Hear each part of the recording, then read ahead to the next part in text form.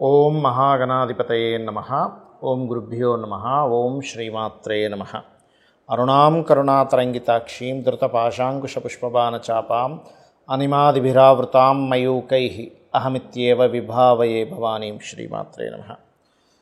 ప్రేక్షకులకి ఆ లలితాంబిక అమ్మవారి యొక్క అనుగ్రహం పరిపూర్ణంగా కలగాలని మనస్ఫూర్తి కోరుకుంటూ మనం ఈరోజు 2 శుభగ్రహాలు కలుస్తున్నాయి. అది కూడా ఎక్కడ అంటే మిథున రాశిలో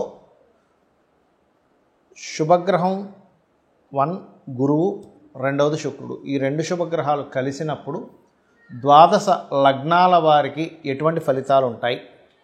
లగ్నం తెలిస్తే లగ్నం చూసుకుంటే, లగ్నం తెలియదు అనుకునేటువంటి వారు రాశి చూసుకోవచ్చు. మరి ఈ ఫలితాలు పరిపూర్ణంగా కలగాలి అంటే ఏ గ్రహాల యొక్క ప్రభావం వీటి మీద పడి మనకు పూర్తిగా ఫలితాలు రావు అనే విషయాలు తెలుసుకుంటూ, అదేవిధంగా దేశగోచారాల సంబంధంగా ఎటువంటి ఫలితాలు ఉంటాయి అనేటువంటి విషయాలు మనం తెలుసుకుందాం. అయితే ఈ విషయాలు చెప్తుంది నేనైనప్పటికీ కూడా చెప్పిస్తుంది పలికిస్తుంది కూడా ఆ సాక్షాత్ లలితామ్మవారిగా భావిస్తూ ఒక్కొక్క దాని గురించి మనం తెలుసుకుందాం. కన్యా లగ్నము, కన్యారాశి. మీకు దశమంలో శుక్రుడు, గురువు ఉన్నారు. సో దశమంలో ఉండేటువంటి గ్రహాలు ఇక్కడ దశమంలో కేంద్ర స్థానంలో శుభగ్రహాల కంటే పాపగ్రహాలు బాగా యోగిస్తాయి అంటూ ఉంటారు. మరి గోచార పరిస్థితి కూడా ఇదే అంటే ఇదే. మరి ఇవి అక్కడ ఉండడం కాకుండా దృష్టి చేత కొంత మంచి ఫలితాలు ఇస్తాయి. ఏమిటది చూసుకున్నట్లయితే, ఒకటి ధనయోగాన్ని ఇస్తుంది చక్కగా. అయితే మరి లగ్నంలో కుజుడున్నాడు కదండి, అది కాస్త ఉగ్ర సంబంధంగా అంటే కొంత అగ్రెసివ్గా ఇచ్చేటువంటి రిజల్ట్స్ కూడా కొన్ని ఉంటాయి కదా అంటే ఖచ్చితంగా ఉంటాయి, అందులో ఎటువంటి సందేహం లేదు, గుర్తుపెట్టుకోండి. కాబట్టి ధనపరమైనటువంటి విషయంలో మాత్రం మీకు గతంతో పోల్చుకుంటే ఖచ్చితంగా బాగుంటుంది. అది కూడా మీకు ఏదైనా ప్రాపర్టీ రిలేటెడ్, ఏదైనా విద్యా సంబంధంగా మీరు చేసేటువంటి కొంత ప్రోగ్రెస్ అవ్వడానికి చూడండి. ఏదైనా ఉద్యోగం చేస్తూ ఇందులో నేను ప్రోగ్రెస్ అవ్వాలంటే ఫలానా కోర్స్ చేస్తాను, తద్వారా నాకు దాని విషయంలో అద్భుతమైన ఫలితాలు వస్తాయని కొంత క్లారిటీ ఉంటుంది కొంతమందికి. అలా మీరు ఏదైనా కోర్స్ చేయడం ద్వారా, ఏదైనా ప్రాపర్టీ కొనడం ద్వారా, ఒక ప్రాపర్టీ విషయంలో లావాదేవీలు మీరు చేయడం ద్వారా కొంత మీకు లాభం ఉంటుంది. అలాగే అప్పు కోసం ఎప్పటి నుంచో చూడండి, ఒక ఇల్లు కట్టుకోవాలి, కొంత డబ్బు మీ దగ్గర ఉంది, రుణం కావాలి, ఒక బ్యాంక్ వారిని సంప్రదించారు, ఎప్పటి నుంచో ఫెయిల్యూర్ అవుతున్నటువంటి అంశాలు ఇప్పుడు కొంతవరకు ప్రోగ్రెసివ్గా ముందుకు వెళ్తాయి. అయితే ఇక్కడ లగ్నంలో కుజుడు, సప్తమంలో వక్రించిన శని ఉన్నందుకు మాత్రం మీరు వివాహ నిర్ణయాలకు సంబంధించిన విషయంలో, ఎందుకంటే ఈ 2 గ్రహాలు పాజిటివ్గా ఉన్నటువంటి ఈ శుక్రుడు, గురువు మీకు మంచి పాజిటివ్గా ఫలితాలు రావాలి అంటే మీరు చేయవలసింది ఏమిటి అని చెప్పి చూసుకున్నట్లయితే, మీరు ప్రధానంగా లగ్నంలో కుజుడు ఉన్నందుకు కాస్త ఎక్కడైనా హోమాలు అవి జరుగుతూ ఉంటే అక్కడికి వెళ్ళండి. కాకపోతే ఈ లగ్న కుజుడు సప్తమ శని ఉన్నప్పుడు ఈ ప్రేమ వ్యవహారం అంటే ముఖ్యంగా ప్రేమించి వివాహం చేసుకునే విషయాలు కానివ్వండి, లేనట్లయితే మీరు ఎవరినైనా వివాహ నిర్ణయాలకు సంబంధించిన విషయాలు కానివ్వండి, అంటే దగ్గర దాకా వచ్చి వెనక్కి వెళ్తూ ఉంటాయి ఈ కుజశనులు లగ్న సప్తమాల్లో ఉండడం వల్ల. కావున ఈ యొక్క విషయాలలో కాస్త జాగ్రత్త వహిస్తూ ఉండండి. మరియు మీరు ఏదైనా కొండ మీద అంటే కొన్ని ఆలయాలు చూడండి, మనకి తిరుపతి ఉంది, అటువంటి వాటికి వెళ్ళి అక్కడ దర్శనం చేసుకున్నట్లయితే ఈ యొక్క ఇబ్బంది అనేటువంటిది తగ్గుతుంది. ఇక్కడ ఏంటంటే ఈ 2 గ్రహాలు ఏవైతే కలిసి ఉన్నాయో, ఈ కలిసినటువంటి శుక్రుడు, గురువు మీ జన్మజాతకంలో గనక కలిసి ఉంటే మరింత అద్భుతమైనటువంటి ఫలితాలు వస్తాయి, గుర్తుపెట్టుకోండి. అలా కాకుండా మీకు మిథునంలో ఇంకేదైనా పాపగ్రహాలు కనుక ఉన్నట్లయితే కొంత సమస్య నుంచి బయటపడతారు. ఇక్కడ ఎలా అంటే ఏదైనా 2 గ్రహాలు మంచి శుభగ్రహాలు కావచ్చు, పాపగ్రహాలు కావచ్చు, గుర్తుపెట్టుకోండి. అలా 2 గ్రహాలు వీక్షణలో కానీ కంజాయిండ్ అంటే కలిసి ఉండడం కానీ జరిగినప్పుడు అది గోచారంలో కలిగినటువంటి ఫలితాలు, గోచారపరంగా ఫలితాలు ఎలా ఇస్తాయో మీ జన్మజాతకంలో కూడా ఆల్రెడీ మీకు మీ పర్సనల్ చార్ట్లో ఉంటే అది ఇంకొంచెం ఎనర్జైజ్ చేస్తుంది. ఓకే, అంటే ఎలాగా అంటే ఒక వ్యక్తి గవర్నమెంట్ జాబ్స్ కోసం చక్కగా ప్రిపేర్ అయ్యాడు, గవర్నమెంట్ జాబ్స్ను వదిలింది అప్పుడే, అంటే టీచర్ జాబ్స్ పోస్ట్ వేస్తున్నాము, లేకపోతే రైల్వేనో, ఏపీఎస్ఆర్టీసీ, బ్యాంకింగ్, వెంటనే ప్రిపేర్ అయ్యి ఉన్న వ్యక్తికి వెంటనే అదొక అవకాశంగా ఆయనకి వచ్చి ఆనందపడి దానిలో సక్సెస్ అవుతాడు.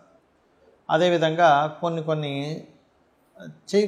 కొన్ని ఉంటాయి, మనుషులు తప్పిదాలు చేస్తుంటారు సాధారణంగా. అంటే అలాగా కొన్ని ఫైన్స్ కట్టకుండాను కొన్ని ఉంటాయి, ఇన్సూరెన్స్ చేయకుండా ఉండేవేవో. అలాంటప్పుడు ఏదైనా ప్రమాదం జరిగింది, అప్పుడు ఏమవుతుంది, అయ్యో ఇన్సూరెన్స్ చేయకపోవడం వల్ల ఇబ్బంది కలిగింది కదా అంటాం. అంటే పాపగ్రహాల యొక్క ట్రాన్సిట్ వచ్చినప్పుడు అటువంటిది, శుభగ్రహ ట్రాన్సిట్ వచ్చినప్పుడు ఇటువంటివి మీకు కలుగుతాయి, గుర్తుపెట్టుకోండి. అయితే ఇది మరి దేశకాల గోచారాల మీద ఎటువంటి ప్రభావం చూపిస్తుంది? గురుగ్రహము శుక్రుడితో ఉన్నాడు. ఒక రకంగా చెప్పాలంటే ఇది కొంతవరకు గోల్డ్, లేకపోతే మనకి గమనించుకున్నట్లయితే గోల్డ్ విషయంలోని కొంత ప్రోగ్రెస్ని ఇచ్చేటువంటి కాంబినేషన్ ఇది కొంతవరకు. కాకపోతే ఈ శనికుజులు మీన కన్యా రాశుల్లో ఉన్నందుకు కొంచెం స్ట్రెస్సు, అప్ అండ్ డౌన్స్ కూడా ఇస్తుందండి. ఇది ఫ్లక్చువేషన్స్ బాగా ఇస్తుంది ఇక్కడది.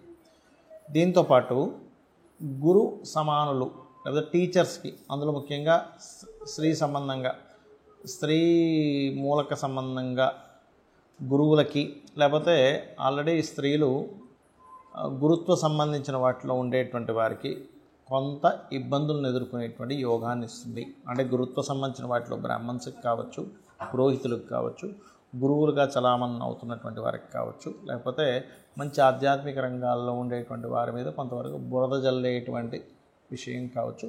ఇటువంటివన్నీ కూడా అంటే వాళ్ళకి ప్రమాదం కానివ్వండి, వాళ్ళ లైఫ్లో కొంచెం ఎక్కువ అప్ అండ్ డౌన్ చూడడం కానివ్వండి, ఇటువంటివి ఎక్కువగా ఏర్పడతాయండి. ఈ గోల్డ్ రిలేటెడ్ సంబంధించిన విషయాలు కూడా ఎక్కువ ఫ్లక్చువేషన్. ఎందుకంటే మిథున రాశుల్లో ఉంది ఇది. ఇక్కడ ఏంటంటే మిథునము దిస్వభావ రాశి, బుధుడు యొక్క రాశే, కన్యా బుధుడు యొక్క రాశి. అప్పుడు ఏమవుతుంటుంది, అది ఈ కుజశనులు ఈ 4 దిస్వభావ రాశుల్లో ఎప్పుడైతే మనకి మిథునంలోని, కన్యలోని, ధనస్సులోని, మీనంలోని ఈ 4 గ్రహాల్లో ఉండే గ్రహాలు వాటికి అవి కనెక్టివిటీ పెట్టుకుంటాయి. కాబట్టి ఈ విషయంలో కాస్త జాగ్రత్త వహిస్తూ ఉండాలి. మరి దీనికి పరిహారం ఏంటి యూనివర్సల్గా? ఎందుకంటే అందరికీ జన్మజాతకాలు ఉండవు. ఎందుకంటే జన్మజాతకం కనుకుంటే మీకు లగ్నం నుంచి 12 భావాలు ఏమేమయ్యాయి, లగ్నం ఎలా ఉందో దాన్ని బట్టి మీ యొక్క జీవితము, కుటుంబ స్థానాన్ని బట్టి మీకు ధనము ఎలా ఉంది, కుటుంబంతో కమ్యూనికేషన్స్ ఎలా ఉంటాయి, 3వ స్థానాన్ని బట్టి మీకు సిబ్లింగ్స్తోని, 4వ స్థానాన్ని బట్టి మీ ప్రాపర్టీ, ఆస్తి సంబంధించిన విషయాలు కావచ్చు, విద్యా సంబంధించిన విషయాలు కావచ్చు, తల్లిగారికి సంబంధించిన విషయాలు కావచ్చు, 5 సంతానము, 6 రుణరోగ శత్రువులు, 7 అనేటువంటిది వివాహ జీవితము, 8 అనేటువంటిది ఆకస్మిక సంఘటనలు, 9వ స్థానం హైయర్ ఎడ్యుకేషను, తండ్రికి సంబంధించిన మీ స్పిరిచువల్ అండ్ గురుబలానికి సంబంధించినటువంటి దశమం వృత్తి, 11 అనేటువంటిది వ్యాపారాలు, 12 అనేటువంటిది మీ ఎక్స్పెండిచర్స్, మీ ఇన్వెస్ట్మెంట్స్ ఎప్పుడు చేస్తే బాగుంటుంది అనేటువంటిది చాలా స్పష్టంగా తెలుస్తుంది. కానీ ఇక్కడ డేట్ ఆఫ్ బర్తే లేదు, టైము లేదండి, ఏమి లేదండి, కానీ నేను అయోమయంలో ఉన్నాను అనుకునేటువంటి వారు చేయాల్సిన గొప్ప రెమెడీ ఏమిటంటే, ఇలాంటి గ్రహస్థితులు ఉన్నప్పుడు మీకు మంచివి జరగాలి అన్నప్పుడు మీరు నవగ్రహాలలో కుజుడు, కేతువు, శని, రాహు ఈ 4 గ్రహాల దగ్గర దీపారాధన చేయండి మొట్టమొదటిగా. రెండవది మీకు శని మంగళవారాలు గోవులకి శనివారం బెల్లము 4 ఉండలుగా బెల్లం తయారు చేసి తినిపించండి శనివారం నాడు. మంగళవారాలు మీరు ఏం చేస్తారంటే గ్రాసము, క్యారెట్లు గోవులకు తినిపించండి. గోవులోనే సకల దేవతలు ఉంటారు కాబట్టి ఇవి చేస్తూ అందరూ కూడా ఓం నవవిద్రుమ బింబశ్రీ న్యక్కారి రదన చదాయే నమః లేదా చండీ చేసుకోవడం, చండీ పారాయణం చేయడం, లేనట్లయితే ఆంజనేయ స్వామి ఆలయాలకు వెళ్ళడం, అందులో ముఖ్యంగా పంచముఖ ఆంజనేయ స్వామి యొక్క స్తోత్ర పఠనం కనుక చేసినట్లయితే అన్ని విధాలా మీకు బాగుండడం జరుగుతుంది. దీనివల్ల ఏంటంటే యూనివర్సల్గా కొన్ని అలజడులు కూడా వస్తాయి. కాకపోతే ఇక్కడ ఏంటంటే మనం ఒకటి అర్థం చేసుకోవాల్సింది, లాస్ట్ టైము మనకి ఈ ఇబ్బందులు వచ్చే ముందు మన యొక్క ఈ పూరీ జగన్నాథ్ ఆలయంలో ఆ గెద్దొచ్చి జెండాను ఎత్తుకుపోయింది. కానీ నిన్న మనం చూసినట్లయితే పూరీ జగన్నాథ్ ఆలయంలో ఇంకొక అద్భుతం జరిగింది. ఎత్తుకుపోయినందుకు కొన్ని చెడు సంకేతాల వల్ల ఇబ్బంది అయింది. ఇప్పుడు ఏమైందంటే పెద్ద కుంభవృష్టి వర్షం పడుతూ స్వామివారి ప్రదేశంలో మాత్రం వర్షం పడకుండా అలా ఆగిపోయి అక్కడ ఇచ్చేటువంటి హారతికి ఎటువంటి ఇబ్బంది కలగలేదు. అంటే ఇది ఒక గొప్ప శుభ సంకేతంగా మనం భావించాలి. శ్రీమాత్రే నమః.